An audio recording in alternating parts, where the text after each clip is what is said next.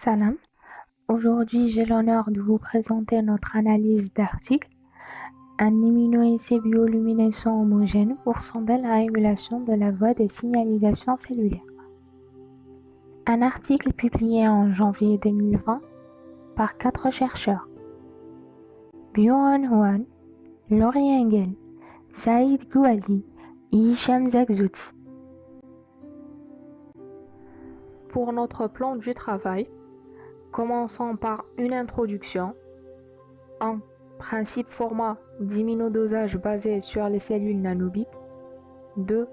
Validation de la cible. 3. Rôle crucial de la phosphorylation des protéines dans la signalisation cellulaire.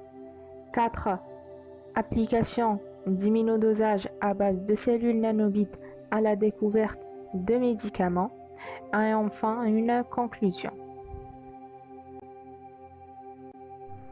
Introduction. Les méthodologies de bioluminescence ont été extraordinairement utiles en raison de leur haute sensibilité, de leur large plage dynamique et de leur simplicité opérationnelle. Ces capacités ont été réalisées en grande partie grâce à des adaptations incrémentales d'enzymes et de substrats natifs, provenant d'organismes lumineux de diverses lignées évolutives telles que la nanolucérase, une petite luciférase brillante dérivée des crevettes des grands fonds Oplophorus glacialerostris. Donc, Hong et al. Utilisent la technologie binaire nanoluc pour développer un immunodosage bioluminescent pour examiner la phosphorylation et étudier les inhibiteurs qui ciblent des nœuds spécifiques des principales voies de signalisation des kinases.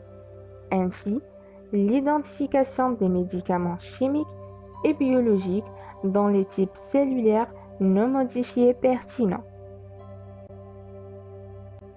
1. Principe format d'immunodosage basé sur les cellules nanobits. Dans le système cellulaire d'immunodosage nanobit, les sous-unités large bit et small bit sont conjuguées à une paire d'anticorps secondaires de deux espèces différentes, anti-lapin et anti-souris. Dans la plaque appui multiple, les cellules ensemencées sont lysées à l'aide d'un tampon de lyse compatible nanobit, qui est la digitonine. Et la protéine cible est détectée en ajoutant un mélange d'anticorps contenant deux anticorps primaires contre la protéine, ainsi que le conjugué small bit et large bit d'anticorps secondaires. La liaison des complexes d'anticorps primaires nanobit secondaires à leur épitope correspondant rapproche les sous-unités nanobit pour former une enzyme active nanolucérase qui génère de la lumière proportionnellement à la quantité de la protéine cible.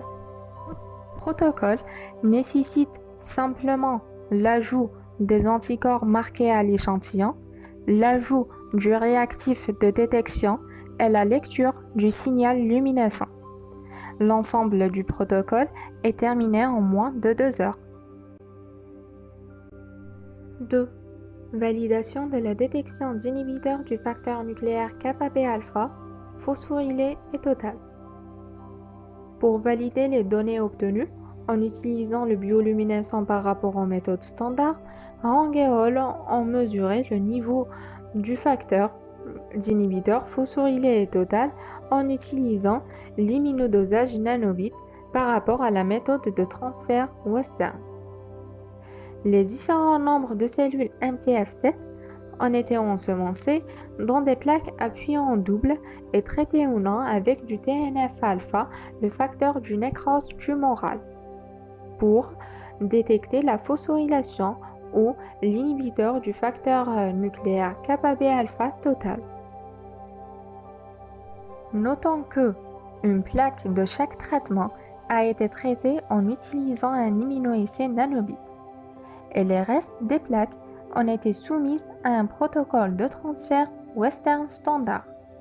Bien que les deux méthodes ayant détecté la phosphorylation et l'inhibiteur du facteur nucléaire kappa B alpha total dans l'ELISA des différents nombres de cellules. Ces résultats montrent que les immunoessais homogènes nanobits sont plus fiables et beaucoup plus rapides que les transferts Western traditionnels, tout en générant des données comparables, notamment des protocoles simples à ajouter et à lire, aucune exigence de transfert d'échantillons, aucun lavage, ainsi une large gamme dynamiques linéaires atténuant le besoin de dilution d'échantillons. De plus, un temps de réalisation de moins de 2 heures seulement. Donc, les réactifs d'immunodosage nanobits combinés avec une paire d'anticorps primaires d'inhibiteurs du facteur nucléaire kappa B phosphorylé peuvent d'une manière simple révéler la biologie prédite de la voie de signalisation du facteur nucléaire kappa B lors du traitement au TNF-alpha, le facteur du nécrose tumorale. Donc, la phosphorylation d'inhibiteurs du facteur nucléaire kappa B, immédiatement suivie de sa dégradation rapide et la phosphorylation de la protéine 65. 3. Rôle crucial de la phosphorylation des protéines dans la signalisation cellulaire. Ces figures montrent des réponses immunitaires et inflammatoires dues à la perturbation des voies de signalisation, telles que la voie du facteur nucléaire kappa B et la voie JAK-STAT.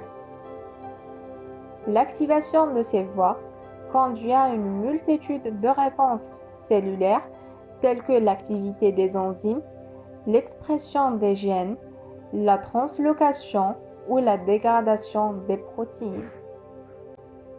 Des événements de phosphorylation spécifiques par des kinases spécifiques conduisent ou constituent des nœuds importants dans les voies de signalisation. Notons qu'une perturbation de ces voies conduit à des pathologies importantes telles que les cancers et les maladies inflammatoires telles que la polyarthrite rhumatoïde. Donc, le but d'immunodosage nanobit dans ce cas est de quantifier les événements de phosphorylation, la dégradation essentiellement liée au nœud de signalisation cellulaire qu'il est. 4. Applications d'immunodosage à base de cellules nanobits à la découverte de médicaments. La dégradation de la voie de signalisation est au cœur des maladies, telles que les cancers hormonodépendants, cancers du sein et du prostate, et les maladies immunitaires comme la polyarthrite rhumatoïde. Donc, le but d'immunodosage à base de cellules nanobits est de profiler les médicaments et évaluer leur sensibilité vis-à-vis différentes nœuds kinases appartenant à la même famille. Donc, détecte la modulation de la phosphorylation des protéines cibles en réponse à des composés chimiques ou biologiques. Ainsi, peut identifier les médicaments qui modifient les niveaux de protéines cibles. Prenons exemple d'une maladie immunitaire, la polyarthrite rhumatoïde. Ce schéma montre la phosphorylation de stade 3 en réponse à l'interleukine 6 en présence de JAK1, 2, 3 kinases sélectifs. La voie de transduction de signal intracellulaire JAK-STAT repose sur une régulation de la phosphorylation par des kinases et la déphosphorylation par des phosphatases, qui régit l'activité de la signalisation cellulaire. Une fois le récepteur est activé par la cytokine, JAK va permettre la phosphorylation du STAT, qui va subir une dimérisation. Un dimère va atteindre le noyau pour activer la transcription de gènes qui vont perpétuer le signal pro-inflammatoire, tandis que les inhibiteurs de la voie JAK-STAT complète l'arsenal thérapeutique de la polyarthrite rhumatoïde, y compris le tofacitinib, qui est un dégradeur de protéines, une nouvelle classe de médicaments, qui lie les cibles validées par la maladie et les dirige vers le système ubiquitin protéasome de la cellule à dégrader. Le deuxième exemple est le cas des cancers hormonodépendants. Ce schéma montre le mécanisme d'action d'hormonothérapie lors de la signalisation cellulaire, qui est pour but d'atteindre la signalisation hormonale à travers deux mécanismes physiologiques, soit par blocage direct d'activation du récepteur grâce à des agents antagonistes à la surface des cellules tumorales, ou soit par blocage de la synthèse des œstrogènes au niveau ovarien ou périphérique. Lors du traitement par le fulvestrant, se lie à l'œstrogène et déclenche sa dissociation en dimère, entraînant une instabilité qui le cible vers le protéasome pour la dégradation des récepteurs. Il est détecté par l'anticorps de détection nanobit et une paire d'anticorps primaires anti-œstrogènes validés, tandis que le tamoxifène se lie à l'œstrogène mais ne déclenche pas sa dégradation. Il est utilisé comme un contrôle négatif, conduisant à une transcription partielle d'ADN. À l'état du fonctionnement normal d'œstradiol, il y aura une expression des gènes, donc une transcription d'ADN. Pour finaliser, on peut dire que la nanobit est une nouvelle technologie bioluminescente permettant de quantifier et de suivre de manière fiable les interactions protéines-protéines qui se déroulent au sein des cellules. Elle est basée sur un système de complémentation unique. Parmi ses avantages, un protocole simple à ajouter et à lire, soit un format homogène, suivi en temps réel en moins de 2 heures, un système réversible permettant un suivi de la dynamique des associations-dissociations, une évolutivité et au débit, la détection de la luminescence et une large applicabilité. Et voilà, notre vidéo touche à sa fin et pour cela je vous dis merci pour votre attention.